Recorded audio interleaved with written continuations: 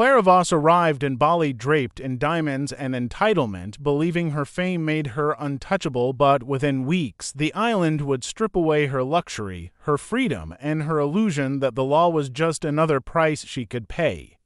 The private jet touched down on the shimmering runway just after noon, sunlight bouncing off its silver wings like a mirror. When Clara Voss stepped out, she looked like she belonged on a red carpet rather than an airport tarmac. Her oversized sunglasses hid half her face, and her white designer dress didn't seem made for tropical humidity. Still, she smiled as if the entire island had been waiting just for her. Cameras from local reporters clicked rapidly, and her personal assistant followed behind with matching luggage stamped with gold initials, CV. For Clara, this was just another arrival in another exotic country. She wasn't just visiting, she was performing. Clara was known around the world as the Queen of Luxury Travel. Her online channel had millions of subscribers who watched her drift from country to country, always surrounded by beauty, wealth, and the promise of escape. She didn't just travel, she sold the dream of a perfect life. Her followers adored her, but her critics called her reckless and shallow. None of that mattered to Clara. Every video was a stage, and every destination was her backdrop. She had come to Bali for what she promised would be her most personal journey yet, a series about spiritual healing for the modern elite. Behind the camera, though, things weren't as polished as she liked to show. Her sponsorship contracts were shrinking, and her luxury brand deals were starting to disappear. The travel world was changing fast, and younger influencers were catching up. Her income was drying up almost as quickly as her reputation, but Clara refused to slow down. She believed that staying visible was the same as staying powerful. The more outrageous the trip, the more views, and the more views, the more money. It was a simple equation that had always worked for her. The villa she rented was a mansion built into a cliff overlooking the ocean. The infinity pool seemed to spill straight into the sea. Every morning, she made sure her assistant filmed her sipping green juice on the terrace as if she didn't have a single worry in the world. She told her followers she was there to reconnect with her inner peace, though the only thing she seemed to connect with was her phone. She was restless, always checking the view counts, refreshing her notifications, and adjusting her next upload schedule. To the locals who worked around her, she was polite but detached. She tipped generously, but her attitude carried the quiet message that money could solve anything. Rules, customs, and traditions were details she brushed off. When her driver reminded her not to wear certain clothing at sacred sites, she laughed it away, saying the island should be grateful for the attention she was bringing. People noticed, they whispered, but Clara never cared about whispers. She had come to Bali to film what she called a spiritual masterpiece. But what she really needed was a miracle, something bold enough to pull her name back into headlines and sponsors in boxes. As the sun dipped below the horizon that first night, Clara sat by the pool with a glass of champagne, her reflection glittering in the water. She thought about fame, about how fragile it had become, and how easy it was to lose everything when people stopped watching. She promised herself she'd do whatever it took to keep their eyes on her. She had no idea that promise would be the beginning of her downfall. It started as a story told over dinner, the kind of local legend meant to entertain tourists and make them feel a little thrill of mystery. Clara had been invited to a private beach gathering by a resort owner hoping for free publicity. Between cocktails and candlelight, someone mentioned a hidden temple deep in the jungle, a place few outsiders ever saw. It was said to rest above a cave filled with ancient offerings, gold, carvings, and artifacts left by priests centuries ago. The temple was protected by strict cultural laws, its location kept secret from visitors. Most people heard that story and left it at that, but Clara's mind worked differently. Where others saw warning, she saw opportunity. That night she couldn't stop thinking about it. Her content had grown predictable, and her audience was slipping away. She needed something daring, something that made her seem fearless again. A forbidden temple sounded perfect. It was risky enough to create buzz, but still felt safe to her, just another adventure to be edited into a beautiful montage. She convinced herself that it wasn't wrong. She was only documenting culture. By morning, she had a full plan outlined in her journal, complete with camera angles, dramatic music cues, and a title, Secrets of the Sacred Island. Clara hired a small crew of 3, promising them generous bonuses for their silence and loyalty. She told them it was just a sunrise shoot, nothing unusual. The plan was to travel by boat to an unmarked inlet, then hike inland to reach the temple before dawn. Her assistant, nervous about breaking the rules, tried to protest, but Clara brushed it off. "Everyone loves a little controversy," she said as she packed her designer hiking boots and a silk scarf to protect her hair. The night of the shoot, the air was heavy with humidity. The moon was full, throwing silver light across the dark waves as the small boat cut through the water. The jungle loomed ahead, thick and whispering. They moved quickly, guided only by the faint glow of a flashlight. After nearly an hour of climbing and sweating, they found the temple. It rose from the earth like a ghost, half swallowed by roots and moss, its stone carvings faded but still magnificent. Clara ordered the cameras on. Every movement she made was precise, her steps slow, her expression filled with mock reverence. She wanted her viewers to feel awe, to believe they were witnessing something sacred through her lens. But her curiosity pulled her further. She wandered past the main altar and found a small staircase leading downward. At the bottom, she discovered a stone chest cracked open by time. Inside lay gold coins and small statues covered in dust. Her heart raced. She whispered to the camera, calling it a once-in-a-lifetime discovery, and lifted one of the figurines into the light. By sunrise, she had everything she needed. The footage was breathtaking, filled with mist, color, and mystery. On the boat ride back, she uploaded a teaser clip to her social media. It showed only her face glowing in golden light, with the caption, "Some secrets are worth breaking the rules for." Within hours, the video spread everywhere. Locals who recognized the site were furious, and temple authorities alerted the police. Clara was still celebrating her success when she realized the island she had charmed for her content was turning sharply against her. The outrage grew faster than Clara could comprehend. By the time she woke up the next morning, her phone was vibrating non-stop with notifications.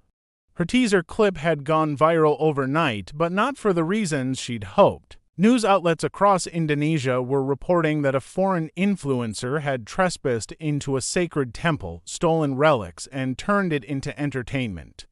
The comments under her video were filled with anger, disbelief, and betrayal.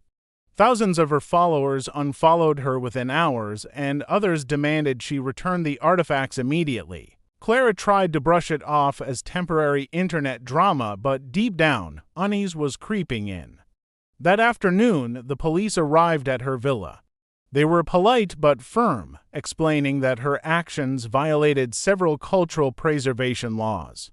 They took her passport and instructed her not to leave the island until the investigation was complete. Clara smiled for the cameras as they led her out, pretending it was all a misunderstanding, but her hands trembled slightly when no one was watching.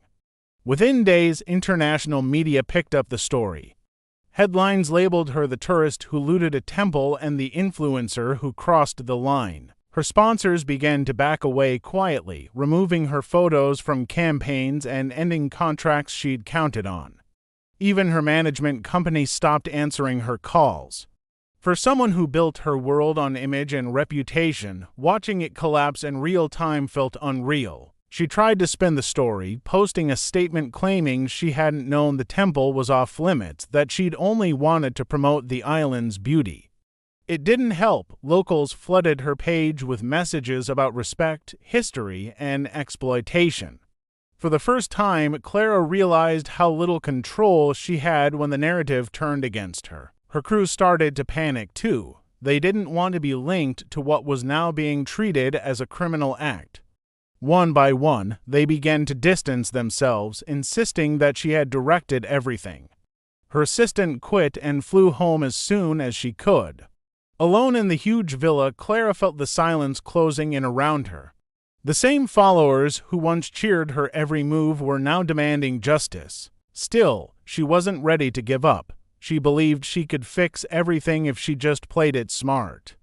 She reached out to contacts she'd met at exclusive events, people with influence in travel and media. She offered donations, sponsorships, anything to soften her image.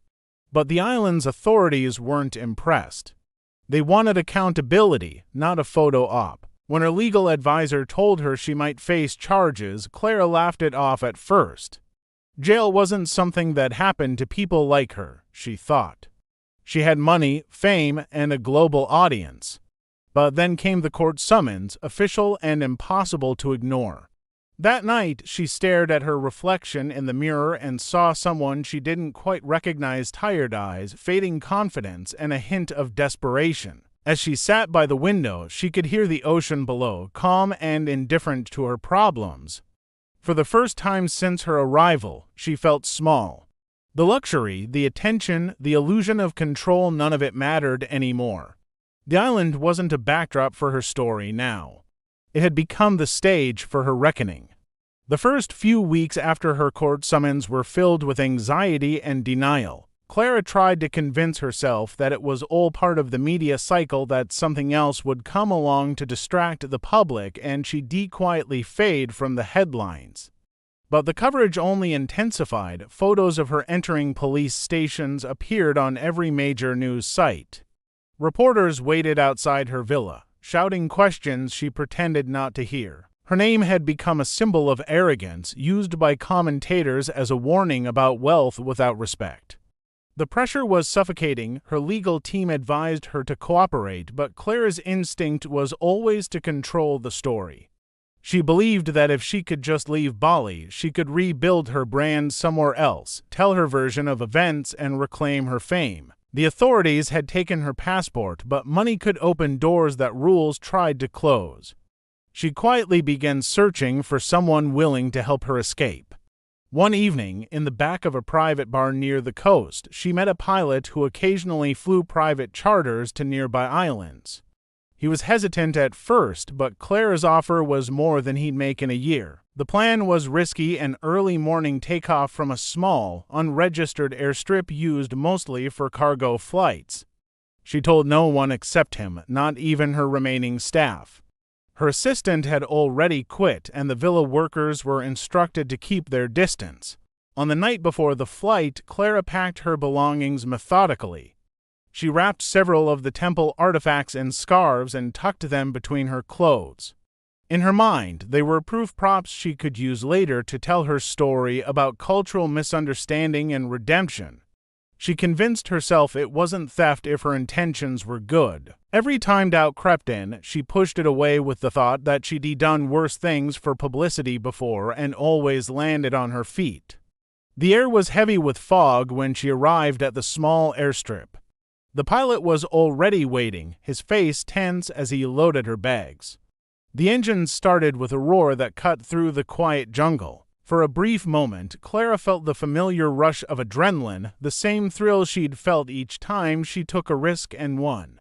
But this time, luck didn't follow. As the plane climbed, strong winds rolled in from the ocean, shaking it violently.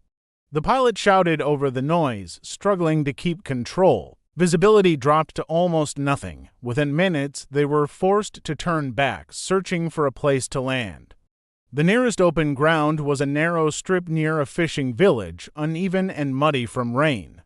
The landing was rough, throwing both of them forward as the plane skidded to a halt. Villagers rushed out, drawn by the sound. It didn't take long for someone to recognize her. Her face, once adored on screens, was now infamous. Word spread fast, and soon police vehicles arrived, sirens echoing across the coastline. Clara tried to compose herself, insisting it was all a misunderstanding, but when the officers opened her bags and found the gold coins and figurines, the last thread of her defense snapped. She was taken away as the sky brightened with the first light of dawn. The pilot was silent, his expression heavy with regret. For Clara, the realization was slow but final. The escape that was supposed to restore her freedom had sealed her fate instead. The courtroom was smaller than Clara expected, bright sunlight pouring through high windows and dust drifting in the air. Reporters crowded outside, their cameras flashing each time she entered or left. Inside, she sat quietly between her lawyers, dressed in simple beige clothing provided by the detention center. Her hair, once styled perfectly for every photo, hung loosely now. The confidence that had once defined her seemed to fade more each day. She still hoped, deep down, that her fame would protect her, that someone powerful might intervene, or that the court would be lenient because she was a foreigner. But the reality unfolded differently. The evidence against her was overwhelming. The prosecutors played footage from her own camera, showing her prying open the stone chest, holding the relics, and smiling for the lens. Each moment that once felt like victory now appeared as proof of guilt. Witnesses described how her video disrespected the sacred site and inspired copycats to trespass. The damage went beyond the physical act; it had become a national embarrassment.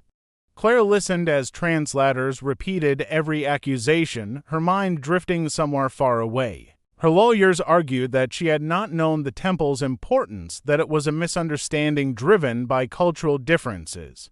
They painted her as careless, not criminal, but the judges remained unmoved. The country had strict laws protecting heritage, and her actions had crossed every line. The verdict came after several weeks, guilty on all counts, 6 years in prison. When she heard the sentence, Clara didn't cry. She sat still, her face pale, hands clasped tightly in her lap. Reporters outside shouted questions as she was led away, but she kept her eyes down. The woman who once lived for attention now wanted nothing more than to disappear. Prison life was a shock to her system. The cell was small, shared with 3 other women who treated her with polite distance. The days followed a rigid routine: early wake-ups, chores, and long hours of quiet. There were no cameras, no assistants, no one to tell her she looked perfect. For the first time in years, she lived without the constant reflection of her own image. At first, she hated it, but over time, the silence became strangely bearable. Months passed, news about her faded from the internet. Her social media accounts were deleted, and the world moved on to other scandals. Her name still appeared occasionally in documentaries and cautionary articles, but only as a lesson in arrogance and downfall. She was no longer the glamorous traveler who inspired envy. She had become a symbol of how quickly fame can rot when it forgets humility. One day, a journalist visited the prison for an interview. He described her as calm, almost peaceful, tending to a small garden near the courtyard. She rarely spoke about her past, but seemed resigned to it. The arrogance that once followed her like a shadow was gone. The island that had once worshipped her beauty now remembered her as the woman who thought she could own sacred ground. Years later, when tourists passed through the same village, locals still told the story. They spoke of the influencer who came chasing light and left in darkness, a reminder that the world doesn't bend for money or fame. Somewhere behind those prison walls, Clara Voss learned too late that respect cannot be bought, and that some lessons arrive only when everything else is lost.